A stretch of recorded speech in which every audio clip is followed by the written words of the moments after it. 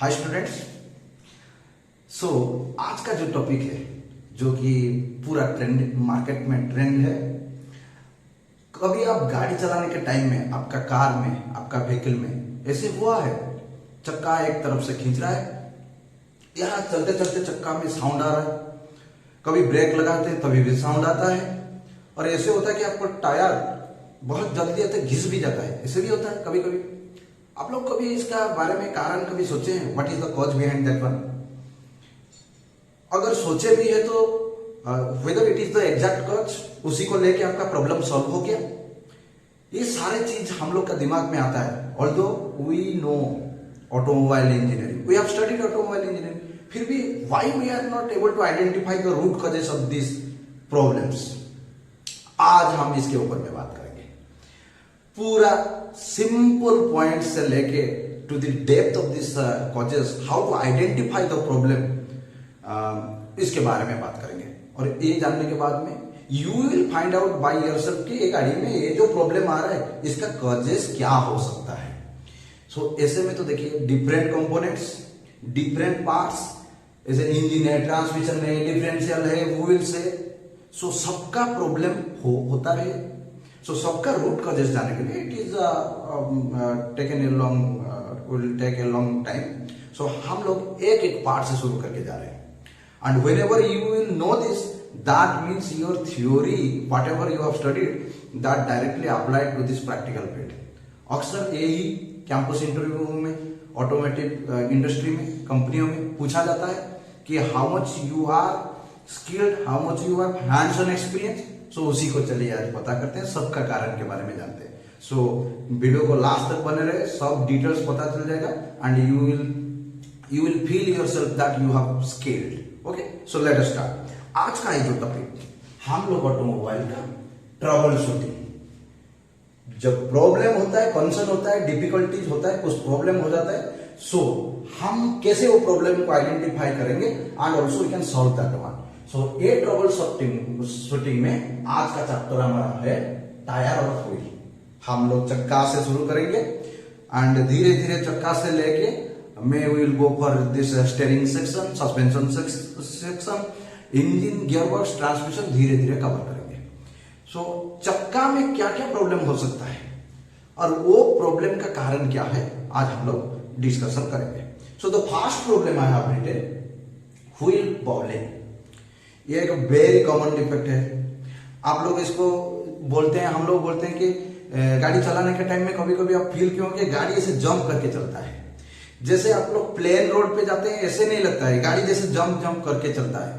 और कभी कभी एनएच के ऊपर में भी आप लोग, आपके सामने में जो गाड़ी जा रहा है उससे भी मार्क किए होंगे कि चक्का ऐसे ऐसे ऐसे ऐसे, means not regular uniformly it is moving, just jump करके मूव करके जाता है। So what is the cause behind this?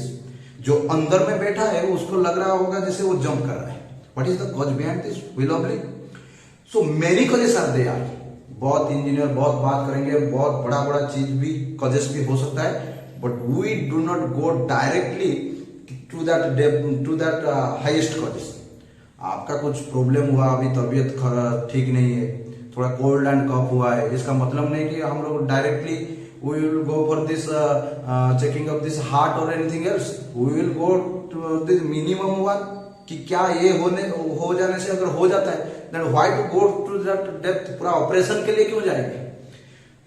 So you first we should find out the minimum causes what could be. So देखिए, अब tyre wheel boggling हो रहा है, इसका पहला कॉज है, पहला कॉज के हम लोग को चेक करना चाहिए कि जो चार चक्का, suppose I am talking about a car, ये जो चार चक्का है all are uniform, means tyre का जो ट्रेड है सब यूनिफॉर्म है, number one. Number two is that every time it is the simple thing. So आप लोग ये मान लीजिए कि टायर, हर टायर का प्रेशर सही से चेक कीजिए as per the specification of the company, whether it is at that pressure. ये तो आराम से हम लोग चेक कर सकते हैं टायर का कंडीशन और ये टायर का प्रेशर सही है कि नहीं। इसमें से आपका 50% of this problem will be solve.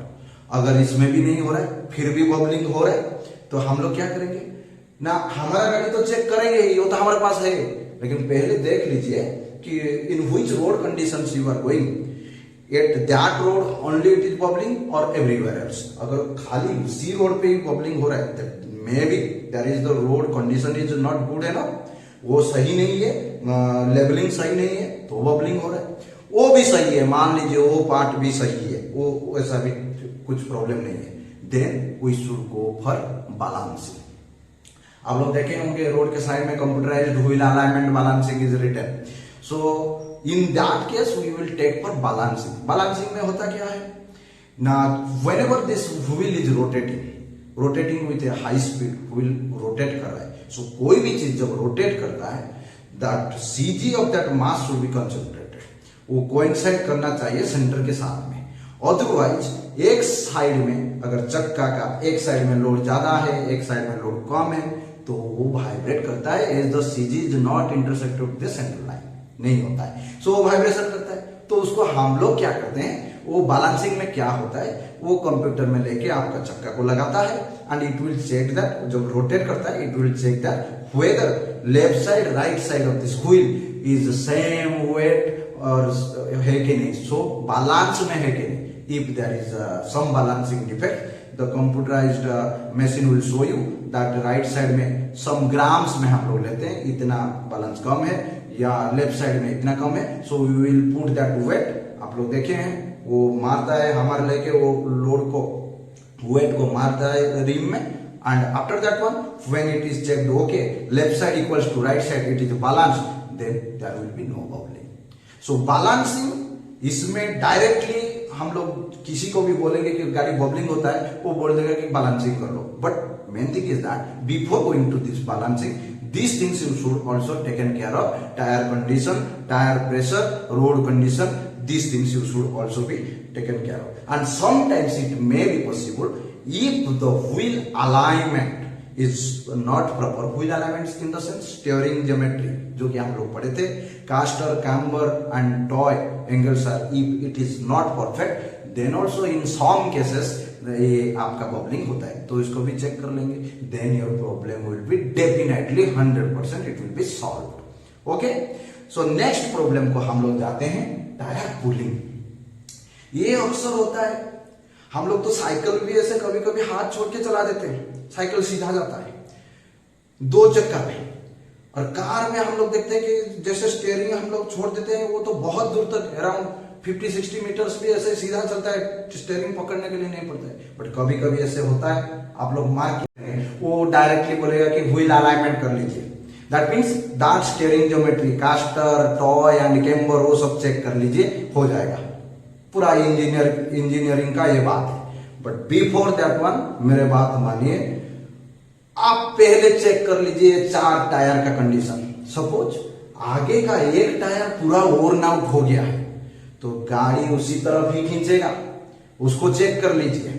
चारों टायर का ट्रेड का कंडीशन सेम है कि नहीं, अगर 2 टायर एक ही तरह का है उसको आगे लगाइए, पीछे में 2 सेम टाइप का लगाइए, then also it is somehow balanced. Okay, number 1। Number 2, अगर टायर प्रेशर भी सेम नहीं है, किसी में अगर टायर का प्रेशर कम हो गया तो टायर जितना इन्फ्लेट होता था वो कम हो जाएगा, टायर ऐसे दब के रहेगा, देन उसी साइड भी गाड़ी खींचता है, उसी साइड भी व्हीकल इज पुलिंग वैसे, तो उसको भी चेक कर लीजिए। टायर का प्रेशर चेक कर लीजिए, टायर का ट्रेड का कंडीशन चेक कर लीजिए, and also important thing is that यार ये तो सब हो गया, ये तो सब सही है, फिर भी क्यों अभी व्हीकल एक साइड को खींच रहा है ना। हो सकता है we don't have a 0% level surface or road in India, हमारा पूरा 100% 0% नहीं है, तो 100% रोड लेवल नहीं है, but in case of this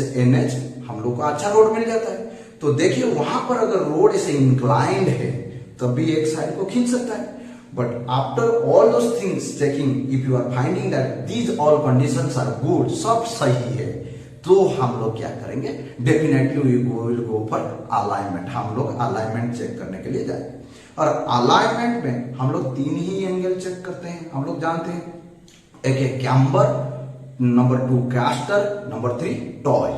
so vehicle pulling के लिए जो सबसे इंपॉर्टेंट एंगल है that is known as toe in and toe out. Toe in toe out also you know, you have studied. तो फिर भी बता दे रहा हूं, जब गाड़ी का चक्का, मान लीजिए 2 चक्का है, गाड़ी का चक्का को आप कहां से देखेंगे? फ्रंट से देखेंगे, फ्रंट से। गाड़ी का चक्का को अगर फ्रंट से देख रहे हैं तो गाड़ी का चक्का ऐसे सीधा नहीं रहता है फ्रंट से, वो ऐसे रहता है। ऐसे रहता है या ऐसे रहता है?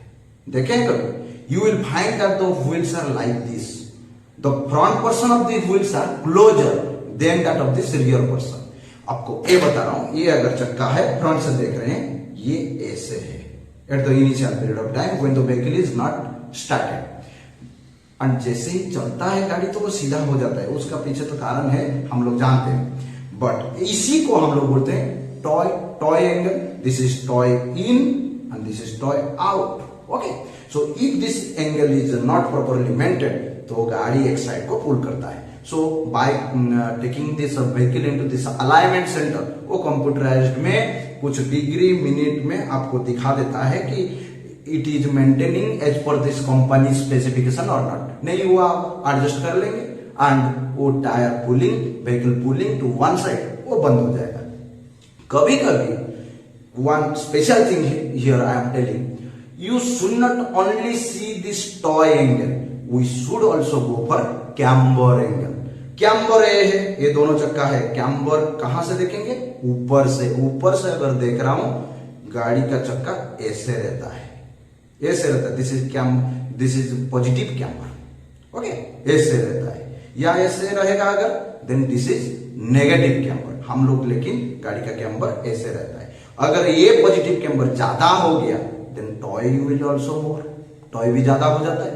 So camber angle also we will check in this wheel alignment, computerized wheel alignment है, because very less angles we cannot physically accurately maintain that one, so we should go for this wheel alignment और आपका problem पूरा solve हो जाएगा। Okay, so this is the second trouble shooting, that is the wheel pulling or tire pulling or vehicle pulling to one side and how we can rectify that one.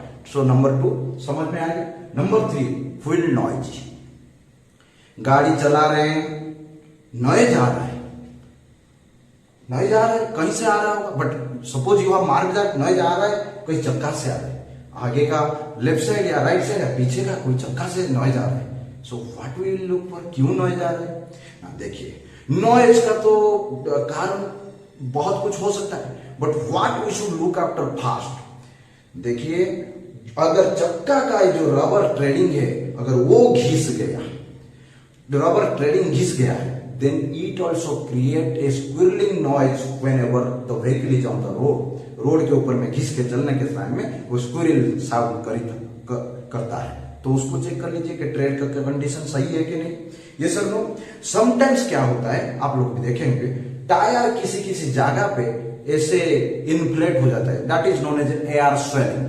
Tyre air ले गया है, सो वो जैसे road के ऊपर में भी चलता है, सो वो उसमें भी नॉइजी आता है। एक जो टायर का रेगुलर साउंड है उससे कुछ अलग साउंड आता है, तो उसको भी पता कीजिए। एयर स्वेलिंग, बबलिंग का भी कॉज हो सकता है, क्योंकि टायर ऐसे जंप करके जाएगा, वो भी हो सकता है। तो एयर स्वेलिंग आप लोग ऐसे फिजिकली भी टायर को देख के कहां पे वो इन्फ्लेट हुआ है वो भी मार्क कर सकते हैं, and that is a manufacturing defect of the tyre, you may get warranty for that one. So उसको भी हम लोग देख सकते हैं।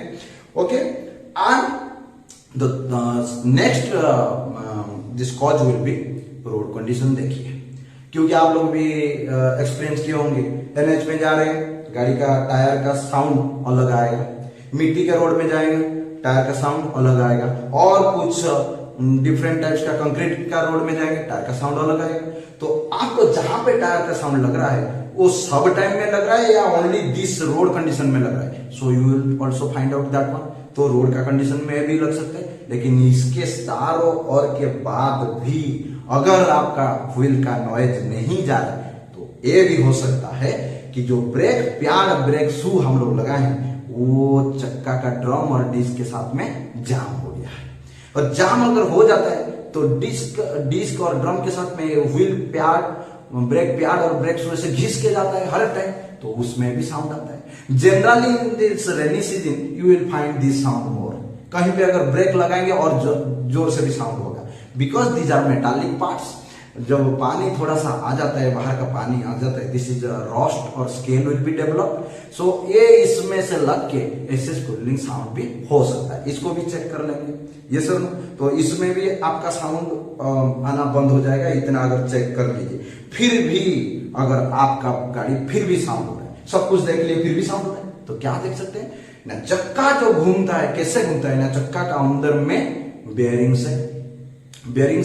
बेरिंग के ऊपर में ये जो एक्सिल के ऊपर में ये चक्का लगा है, घूम रहा है।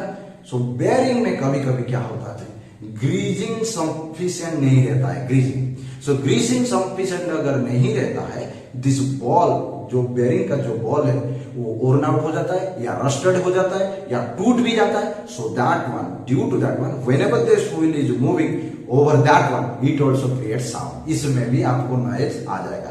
तो ये तो लास्ट पार्ट है, चक्का खोल के वो एक्सेल खोल के बेरिंग को चेक करेंगे, if it is worn out then we may replace that one, but before that one these things can be taken care of and look after, then maybe your problem easily by looking after the things can be solved. Okay, so this is the third trouble, fuel noisy. We have discussed that thing. So the fourth one, tire burst. Tyre तो ऐसे ही burst होता है, cycle का tyre burst होता है, car का tyre burst होता है, बस का टायर भी बर्स्ट होता है, टायर तो बर्स्ट होता है। ये क्या प्रॉब्लम है ना, प्रॉब्लम ये है कि बर्स्ट तो हो रहा है, but if you are finding frequently in one tyre, suppose आपका आगे का राइट साइड टायर ही बार बार बर्स्ट होता है, बाकी टायर कभी हुआ नहीं हुआ, ये बार बार बर्स्ट होता है, तो उसमें क्या कॉज है? तब this is a matter of concern कि एक ही टायर क्यों बार बार बर्स्ट होता है। That meaning is that why that tire is burst? Because हम लोग टायर क्यों बर्स्ट होता है ना, प्रेशर ज्यादा हो जाता है, टायर का जितना प्रेशर स्पेसिफिकेशन से उससे बहुत ज्यादा देगा तो बर्स्ट हो जाता है। So you check that one, whether that in that individual tire the pressure is very high or not, you check that one.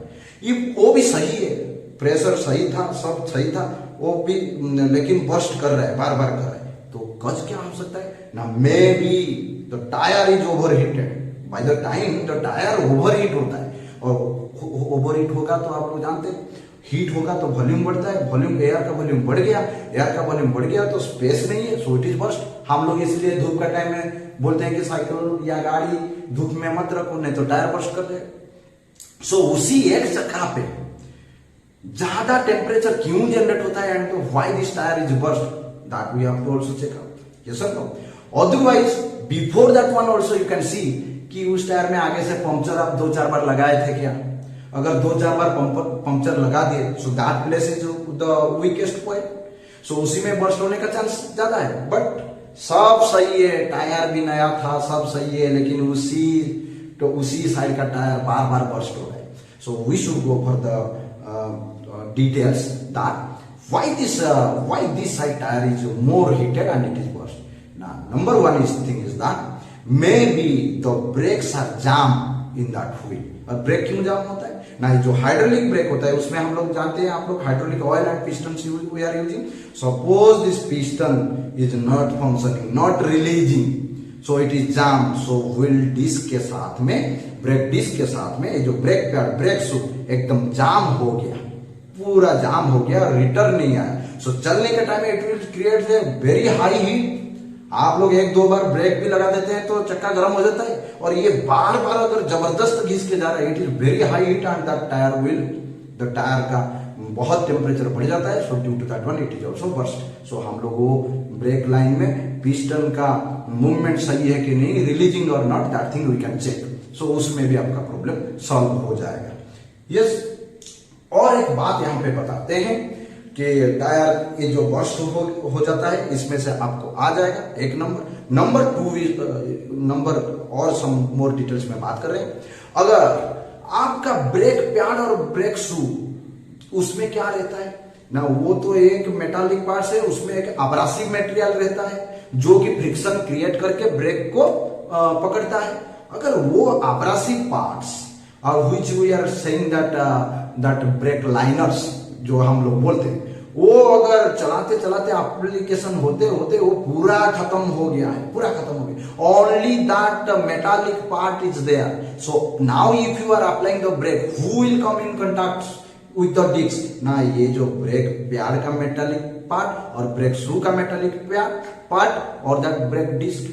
मैं यहाँ पे ब्रेक पैड और ब्रेक शू किसको बोलता हूं आप लोग जानते हैं, ब्रेक पैड फ्रंट व्हील के लिए बोलता हूं जिसमें डिस्क ब्रेक लगता है, और ब्रेक शू बोल रहा हूं जिसमें ड्रम ब्रेक के लिए। Otherwise both are brake shoes, no problem that one. Okay, so अगर ये अब्रासिव मटेरियल खत्म हो गया है और ब्रेक पैड ब्रेक शू का मेटालिक पार्ट बार बार वो ब्रेक डिस्क के साथ में घिसता है, सो मेटाल से मेटाल घिसेगा, definitely more amount of heat is generated and due to that heat also कभी भी एक टायर पे अगर वो प्रॉब्लम हुआ है, एक व्हील पे वो प्रॉब्लम हुआ है, that tyre will burst. So वो वाला भी हम लोग चेक कर सकते हैं, then that problem will be solve. So this fourth one we have discussed. Now the final the point for today's lecture that is tyre wear out. और ये सारे प्रॉब्लम से this is the most concerned defect you can say, and इसमें बहुत losses होता है customer का। Means tyre का जो एक लाइफ होता है, सपोज यू कैन से 50,000 60,000 किलोमीटर, लेकिन उतना तक टायर नहीं गया, 10,000 किलोमीटर हुआ है टायर पूरा घिस गया। और किसी का 5,000 किलोमीटर में टायर से आपका जो स्टील वायर होता है वो दिखाई दे रहा है, और किसी का क्या हुआ, एक साइड का टायर जाके उसका अंदर वाला पार्ट या ट्यूब अगर होगा तो ट्यूब दिख रहा है। So these are serious problems, why ये सब होता है। लेकिन ये थोड़ा सा आइडेंटिफिकेशन में भी ये प्रॉब्लम हम लोग सॉल्व कर सकते हैं। देखिए टायर में वेयर होता है उसमें हम लोग पहला देखना चाहिए कि whether this tyre pressures are as per the specifications and सब चक्का में सेम है कि नहीं। सपोज ये एक टायर है आपका, ऐसे ये रोड सरफेस है, ये रोड सरफेस है और ये आपका टायर है, ये नॉर्मल प्रेशर में है तो टायर ऐसे रहता है। मैं अगर इसको ज्यादा प्रेशर दे दूं तो टायर ऐसे पॉइंटेड होके लगेगा, टायर ऐसे पॉइंटेड होके सरफेस पे लगेगा। So you can imagine that this centre person of the tyre will be more wear. Tyre का जो बीच वाला पर्सन है वही खाली टच हुआ ग्राउंड को तो वो ज्यादा वेयर हो जाएगा। ये सर अब ये क्या है ना, हाई प्रेशर लिखा, हाँ, it is the as per the specification pressure है, इक्वल टू प्रेशर है, ये अच्छा है। लेकिन अगर आपका लो प्रेशर रहा तो मान लीजिए ऐसे लो प्रेशर रहा तो क्या हो रहा है ना, more parts of this tyre will be contact in this road surface, इसके साथ में ज्यादा कॉन्टैक्ट होगा, इसके साथ में रोड के साथ में ज्यादा कॉन्टैक्ट होगा, more part. So you will find यहाँ पे अगर लेस प्रेशर है, लेस प्रेशर लिख रहा हूं, so you will find the tyre will more worn out at the side areas, और जहां पे ज्यादा प्रेशर होता है वो बीच एरिया में ज्यादा वेयर होगा, और जिसमें pressure as per the specification वहां पे रेगुलर जितना वेयर होता है उतना ही वेयर होगा। So these are the problems. You will now by looking after this tyre condition you can imagine that कि प्रेशर सही था, प्रेशर सही नहीं था, प्रेशर ज्यादा था, प्रेशर कम था, वो आप लोग चेक कर सकते हैं। अगर आपको सब सही मिला, प्रेशर सही है, टायर का कंडीशन भी सही था, लेकिन वेयर आउट फिर भी हो रहा है, then we should go for wheel alignment. हम लोग अलाइनमेंट के लिए जा सकते हैं, क्योंकि अलाइनमेंट अगर गड़बड़ है, mostly you will see for this toe angles, that means toe in and toe out, one sided of the tyre will be wear. अगर एक ही साइड का टायर वेयर कर रहा है, कहीं साइड पे खाली मान लीजिए यही साइड, एक साइड का टायर वेयर कर रहा है, हाँ, आइदर इस साइड और दिस साइड टायर वेयर कर रहा है, सो you will go for wheel alignment. These angles are not correct and mostly the toy in and toy out we have to look after, और उसमें अगर हो गया then your problem will be solved। और ये जो एंगल को सही से मेंटेन कर रहा है wheel alignment, that also depends upon the suspension parts, suspension parts के ऊपर में डिपेंड कर रहा है, तो वो बाद में चेक करेंगे। But this things by physically seeing, you yourself also can able to see this things physically with your vehicle, और कार में आप लोग देख सकते हैं, और इसी को देख के अगर आप identify the problem, you see by yourself also you can solve the problem, and उससे कुछ ज्यादा हुआ, थोड़ा आप भी जानते हैं प्रॉब्लम क्या हो रहा है, so you can take it to this motor garage or wheel alignments and wheel alignments of your problems will be solved. So today we have discussed कि टायर का और व्हील का ये जो major some 5 problems are commonly faced by those by these customers or any car owners like this. So we can also solve and how this theory is applied to the practical. आपको ये topic कैसे लगा, whether you have find it useful or not, और किसके बारे में trouble shooting आप लोग जानना चाहते हैं, डेफिनेटली कमेंट बॉक्स में लिख के लिख के मुझे इन्फॉर्म कीजिए, so that next topic will be in that topic. Okay, bye bye, thank you for watching this one, thanks, have a nice day.